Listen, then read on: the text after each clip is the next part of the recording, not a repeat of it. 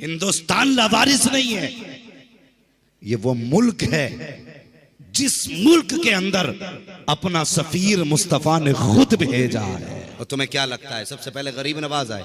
नहीं, उनसे भी पहले बाबा रतन हिंदी पंडित थे। आज भी हिंदुस्तान पाकिस्तान के बॉर्डर पे इनका मज़ार है। जानते हो पहले लोग तिजारत में जाते थे ना, प्रदेश जाया करते तो अरबों से उस वक्त तिजारत का मामला था, ये गए थे। हुजूर के बचपन का जमाना था, इनकी जवानी थी, बाबा रतन हिंदी की जवानी थी। तो आप कहे ना उस वक्त अरब में थे तो आपने देखा कोई बच्चा है जो एक छोटी नहर के इस पार खड़ा है, और जब रतन हिंदी गुजरे उन्होंने देखा कोई बच्चा खड़ा है। आपने जब चेहरा देखा ना मुस्तफ़ा का, और फिर हुजूर का चेहरा, खुदा की कसम जुल्फ देखी है कि नजरों ने घटा देखी है, लुट गया जिसने मोहम्मद की अदा देखी। बचपन था हुजूर का, लेकिन बाबा रतन हिंदी ने मुस्तफ़ा को देखा ना, था तो बचपन मगर दिल दे बैठे।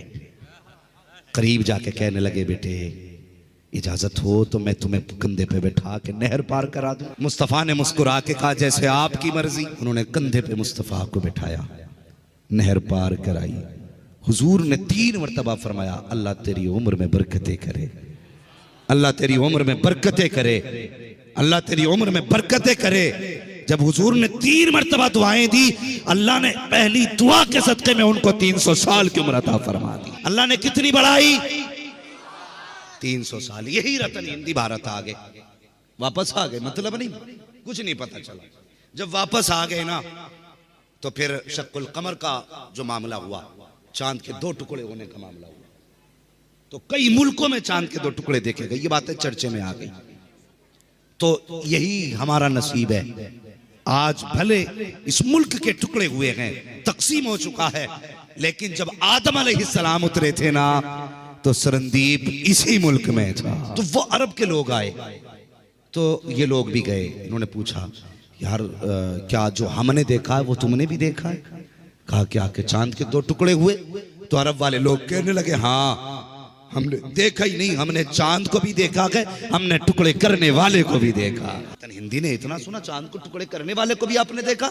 कहा हाँ। कहा कैसे? कहा वो हमारे मुल्क में है, लेकिन हम तो जादू समझ रहे थे। इतना बाबा रतन हिंदी ने सुना ना, कहने लगे जरा उनके बारे में कुछ बताओ ना। लोगों ने बताया वो कहता मैं अल्लाह का नबी हूँ, मैं खुदा का रसूल हूँ, अल्लाह एक है। ये सुन करके रतन हिंदी के दिल में ये हसरत जागी मैं भी जाके मुलाकात करूँ। मुख्तसर अंदाज में मैं बयान कर रहा हूँ। अब रतन हिंदी ने सफर किया है, महीनों का सफर तय करके मुस्तफा के मदी मक्का शरीफ पहुंचे। जब मक्का शरीफ पहुंचे वहां पता चला वो हिजरत करके मदीना जा चुके हैं। अल्लाह अकबर। फिर आपने यहां से हिजरत की है और मदीना शरीफ पहुंचे। मुस्तफा मस्जिद नबी में बैठे थे। अल्लाह अकबर। रतन हिंदी देख रहे थे, ये है वो शख्सियत जिसने चांद को टुकड़े किए हैं, लेकिन मुस्तफा ने देखा, मुस्कुराने लग गए।